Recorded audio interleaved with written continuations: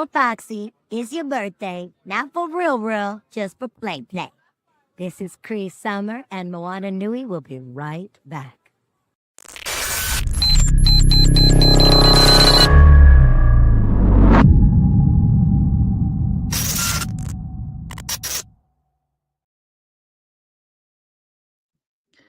Woo! Aloha, everybody. It's Moana here on the Moana Nui Podcast for today's Mana Bomb segment. And I am joined by... Hello, my kako. It's me, Kanoilani Davis of Mana Bombs, powered by Mahina Design. Awesome.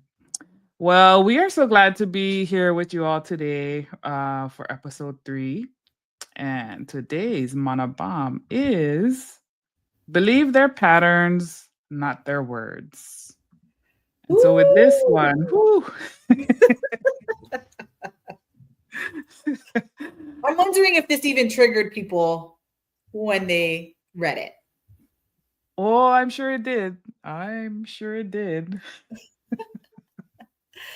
let's just get into it then. Believe their patterns, not their words. I woke up in the morning. I think I had just come back from traveling, and it's really interesting because patterns can be looked at as negatively, especially when you're in your quote unquote healing journey. I'm going to do this quote unquote because I know people who have been on their quote unquote healing journey for way too long.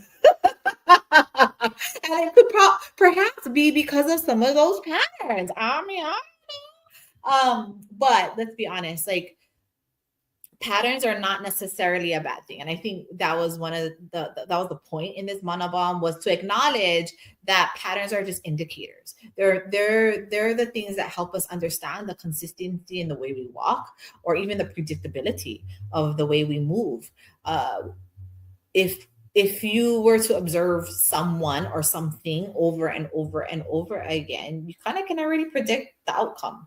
And that's what the patterns do for us. It helps us actually, patterns create, in my mind, in the way I was taught, patterns create stability and security. Now, how we use them, that's a whole different story. In the negative way, right? We see these patterns happen over and over again, because I always like to say that we're creatures of comfort. We find comfort in the things that we're used to. So if you've been abused, if you've been talked down to, if you've been controlled, your yearning, quote unquote, healing journey is to get out of that system. But what happens is that's all you know. Mm-hmm. If you've never experienced anything other than that, that's all you know. And so then you go back to that constantly and find the comfort in that chaos. And I think those patterns are what dictates the reasons why we are constantly learning to heal. Whereas if you can say, this is a pattern, I need to break that. When that uncomfortable moment happens, do we take the step to be more uncomfortable, or do we take that step to go, I don't know if I can handle this. I'm afraid. I don't feel good. I'm going to go to the security of patterns and feel comfortable again, even though I don't feel comfortable. So that's the irony in this healing journey that I constantly have been observing in this work, is the irony in our own health and well-being. We're actually contributing to our suffering than we are to our health and our optimal health. So I wanted to put that in there first, but then on the counter end of that, it's also talking about those people who are unseen, who are doing the work, who are seeing those patterns, who may not, utilize manipulation in regards to getting their way or doing things for ego. That there are people who have these patterns in silence, and that they don't get acknowledged, they don't get recognized, and you don't see them pushing through those adversities and living within these resiliences so that they can thrive. And they walk silently, but they're pushing and they're moving. And those are usually the go-getters. Those are the ones that are breaking barriers. Those are the ones that are like, their trajectory is to move forward, to go up and to elevate. And sometimes they're able to stop and take people with them. Or sometimes they've beat that space that they just want to keep going. But those people exist. And so those are those patterns in which they go, okay, I see a pattern that I don't want to get into, so I'm going to break that pattern and I'm going to keep going. Oh, here comes another pattern. I don't want to go through that. I'm going to break through that one. I'm going to create a new pattern. So that's another irony is like actually patterns help you as long as you can acknowledge and receive them. So yeah, that monobalm hopefully didn't trigger people into feeling like, are you talking to me? Is that me that has that? Or I would hope that monobalms actually inspire people to kind of follow or move forward in their path. Mm-hmm. Yeah, I mean, I think either way that you look at it, kind of like what we talked about on other episodes, is it really speaks to the self-awareness piece of, like you mentioned, when you're falling into a old pattern, do you recognize it? Can you snap yourself out of it, right? Like, people recognize it. Let's be very clear. They know when they're messing up. You know what I mean? They know when they're going back to old bad habits. They know and they accepted it. But the question is not, do you know? And I don't even question people's self-awareness. I think people are fully aware of what they're doing. I think saying that you're not aware is an excuse, but I think people are fully aware of what they're doing. Now the question is,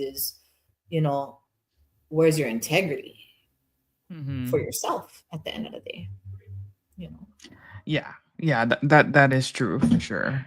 I do like how you were emphasizing the positive side too, because I think it's easy for us to read this and automatically go to, oh, here comes the criticism, right? But acknowledging those who have good patterns, have productive patterns, and like you said, a lot of them they kind of move in silence, right? Like they don't need the recognition. Sometimes people view them as hi maka maka, because like, oh, what, they think they're more better than us. No, they just want to stay productive and in a space where it's a clean space, not a toxic space where they gotta feel like ugh, because then it feels like people are gonna drag you down, and you don't want to fall into that, especially when you are healed and you've worked so hard to overcome your own inner battles, your own inner demons, and you're trying to stay away from the stuff that would pull you back there. But I do have to say, like, when you had originally talked about the positive piece, like I was trying to think of like examples of people who at least fit this for me, and you were one of the people who like I thought of as a person who has positive patterns, productive patterns, like, and are consistent in their work, in backing up their actions. I mean, their words with action. Sometimes no need even say the words, just do the action. And just a lot of the types of leaders that I respect are these people. And I think we often, because a lot of the messages they get thrown at us can be negative, that we don't uplift and celebrate the people who are doing the work, who are out here leading and moving themselves and the people around them forward in a positive direction. So I just wanted to, mahalo all of those people. If this is you listening to the podcast, that we need more people like you, and we mahalo you fully, mahalo piha, for the work that you are doing and for inspiring us, whether we're in a place where we need to break out of patterns that are harming us, or if we're like, we have broken out and we're just trying to move in the right direction. I definitely want to mahalo them, because I don't think they get the recognition that they're most deserving of. Yeah, they probably don't look for the recognition, and I'm pretty sure they don't do it for the recognition. I'm pretty sure that's their personality for sure. And they're the unheard and the unseen, whether they choose to be that way or not. It usually falls into those spaces. We can think about our children, like as parents. If you're a parent out there, you may have multiple children. Your attention goes to the one who kind of just has that same pattern of being naughty all the time, getting in trouble in school, or like breaking things, or like just not listening and always getting grounded. The one that just does their thing, is pretty legit in the house. They get the least amount of attention. It's a part of manipulation, to be honest with you, regarding those patterns. Once you understand, like through your ego and the capacity in which you can gain more control on those negative patterns, a lot of the times that comes from this place of needing to be seen, needing to be heard, and needing to feel valued, because somewhere in your life, whether it be from childhood, you weren't. And so that pattern of being in chaotic spaces allows you to always be seen, whether that's the victimhood that in which you play in, whether that's even the very egotistical foundation we have to, and let me just preface too, there's good ego and bad ego. Like there's always good and bad of everything. Like there's good manipulation and there's bad manipulation. So I don't want to ever think that manipulation and ego is a negative thing. There are positive ways of using it as long as we use it for good. But at the end of the day, I think that's a good example when we watch our children, how they act, what their lavena is, because that's what the indicator that might be something they would use in the future. And how do we get ahead of that so that we can better create better spaces for them as adults, but then also look at them as a reflection of where we're at in our lives, and see how that fits within our healing journey, and how do we fix some of that. And I will share, Moana, like being from a place where being from a abusive relationship with a narcissist, with a gaslighter, like that was the most craziest thing I had ever encountered in my life, and it was hard to get out of that. It truly was. And I saw the pattern. I could acknowledge I should not be here, but I was leaning on hope. Yeah, I was leaning on that. Like, no, because we see the good in others. Like, no, it's going to change. Oh, no, he says it's going to change. Oh, no, he loves me. Oh, no, da, da, da, da, da. And then you're like, what the hell is going on? And we're back again in that pattern again. Or, some people would say like, oh, Kanoa, you can't be by yourself. And I was like, that's not the case. That's not the case. And so what I like to do is when people acknowledge these things in me, I really take it into account. And then I go, okay, let me see if that is true. Let me check. I've been single for over 1.5 years now, and I love it. Life is great. I don't need anybody, but who am I proving it to? Does it matter? Right. Nobody. No, it doesn't matter. It only matters to you. But if that's the catalyst, if you're a person like me who likes to be challenged, tell me I no can. I'm going. That's the kind of stuff I need. I need somebody to tell me like you're worthless and you no can. Oh yeah, I'll go show you my worth, and I'm boom. That's actually my medicine. I thrive on shit talkers. Like I love shit talkers because they actually push me to be better. Whereas, I don't use them to pull me down. So, that's their patterns too, projection of negativity and judgment. Yeah. Yeah, no, definitely. Them shit talkers. Yeah, I used to be like that too, but now I just like, I don't know. I think it's just because I getting older. I'm like, I don't care. Like, I cannot even respond because like I just don't have the energy for it. I'm like, whatever's. And then earlier you mentioned what I was going to say now. People who like to be loud and they need to be heard, and those kind of people, so nails. Yeah. Yeah, they cause havoc. But see, when you get to this side of like understanding why they're like that, see, like remember I told you there's good and bad. So like when you see people who are like that, and you can be like how you just said, like just like I don't have time for that. You've won. It doesn't matter how long. Like let them exhaust all of that mana. Let them exhaust all of that energy, and then when they call, you've already moved 2 steps ahead. They're still right there. Because that's their pattern. They just in circles. They just go in these circles. They follow. They chase their tail. They're like in a what do you call those Ferris wheels? Like so. Like it's literally useless. But we need those people in this world, and I'm gonna tell you why we need those people in this world. Those people wake up other people. They do. I thought you was gonna say, they make us look sane. Oh. That's what reality TV is for. Also, this podcast. They also make us look sane. But I mean, I know I'm like that. When I used to fight in an argument, I get loud. I get Mm. loud. Like if you gonna come at me, I will get loud. And before you know it, you have like two barking dogs. Nobody understands what they're saying. You cannot hear nothing. I get it. I get it. But that's because I needed to be heard, but not realizing if I had, and this is where I had to learn that as I got older, calm yourself down, Kanoi. Mm-hmm. Talk softly. Because why? People need to listen Yeah. in order to hear you. That made a big difference. That's actually how I got out of the narcissistic relationship, was because I was done yelling already. Me and him was going back and forth, yelling. I was right. He made my world crazy. And I'm like, what the hell just happened? And I'm trying to make sense of it. And I'm yelling, trying to make sense of it. And then at one point I realized, I'm like, this is pointless. Mm-hmm. I know what you're doing to me. I'm not going to fight it anymore. So then I would shut down. I would just kind of shut down, or I would just talk. And I would just talk like this. Yeah. And before you know it, he had to listen. He had to be like, what? And I may be talking shit from like this level of volume, but you got to lean in and listen.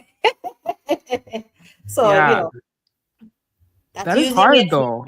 Yeah, it is hard. It's hard when you're like, especially if you're passionate about something. But that's something I have had to work on myself too, because I'm the same way. Like when I get passionate, I get loud, but then I'm like, okay, Moana, especially when, certain people, like, they get intimidated just by the look of us, forget us getting nuts. So, you got to calm yourself down so they can actually hear what you say. Yeah. And they're not scared of you. They're not running away because they need to hear your message, But yeah, no, that is definitely self-control about issues that you're passionate about. Whew. Period. Just period. Self-control, everything, mind, body, and soul. And also remember what I told you earlier. Their patterns are a sense of security, one, right? Because if you said it earlier too, consistency, patterns, boundaries, those types of things, rules, discipline, those types of things create security. It doesn't matter if it's negative or positive. It doesn't matter, because those things are the things that keep us safe. Yeah. Yeah. But so here, remember I told you using it for good or bad. Now, if I observed you long enough and I saw your patterns, I just know how to break them. It's easy. But instead of breaking them to stop you from them, I just push you over the edge. And you break yourself. So like understand. So I use that method in when I do ho'amana with people. Is I just pay attention, I watch their patterns, I watch what they say and watch how they use, and then I amplify it on them. You like jump. Cool. And it's not reverse psychology. I want you to jump because you have the ego, but I can break you right there. I needed to see what your capacity of how you can handle things. Where does that lie? Where is your vulnerable state? And then I can work on you. Because once we break that pattern, then we can work on you. And then you're safe because I didn't do it to harm you or do anything egotistically. I just needed to gauge where that was.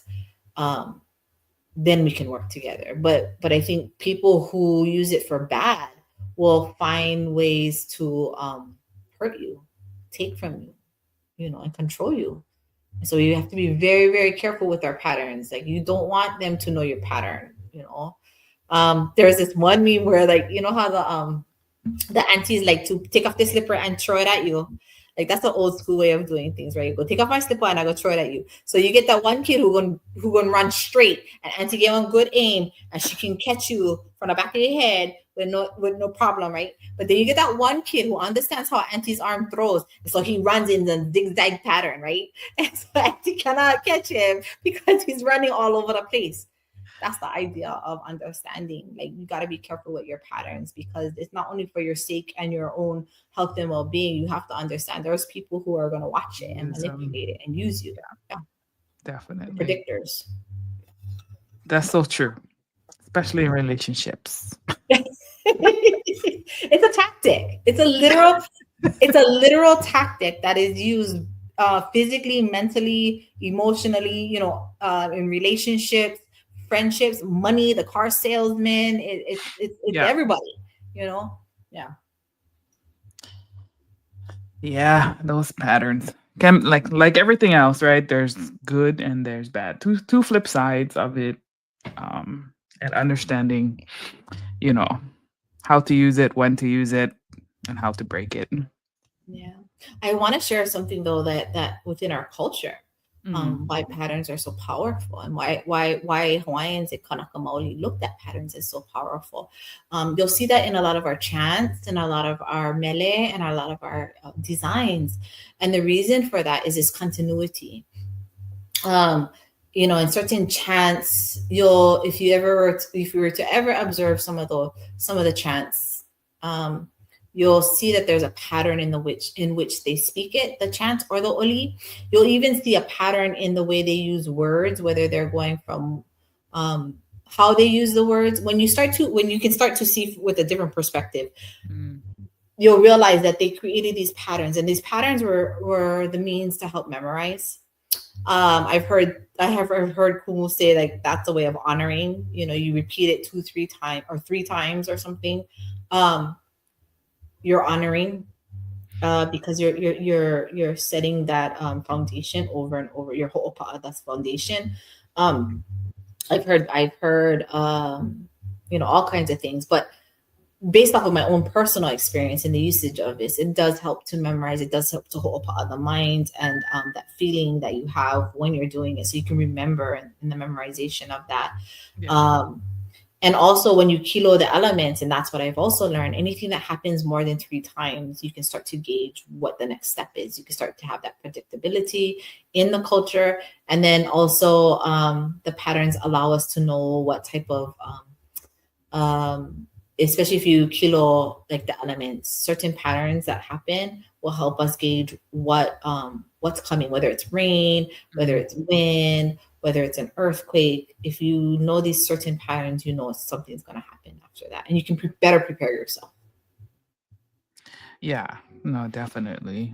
Patterns can be super helpful, especially for learning too. Like especially if you're learning chants and things like that. If you understand the pattern in the chant, you can be like, okay, I get part of the verse because I know what's coming. That's right. The predictability and the security is that it's coming, right? Yeah. Ironic. Okay, now we honor and yeah. Yeah, no, 100%. I love that part about our Oli, and it does give safety and security. Like, okay, I know a little bit. I'm still learning, but I know some, and I'm just building upon that Ike towards the next steps. So yeah, I love that. Yeah. So believe in the patterns, truly believe in it. They don't lie. If somebody's telling you one thing, but they're doing another thing, it's better to pay attention and watch what they're doing versus what they're selling, because then you can better gauge what that means for your future connection, or even the work that you're doing. So, but there are moments where those patterns are a little bit off, and that's fine too. But there is a sense of predictability that feels very safe. And if it's not safe, then that's something that, okay, like if you come home and you're in a bad mood and he doesn't like that and he's going to beat you because you're in a bad mood, you might want to think about, you're going to change your pattern, right? You're going to come in a good mood. And that's the manipulation is now that they have control over you based off of their own personal pattern. So like when you train a dog, it's the same thing.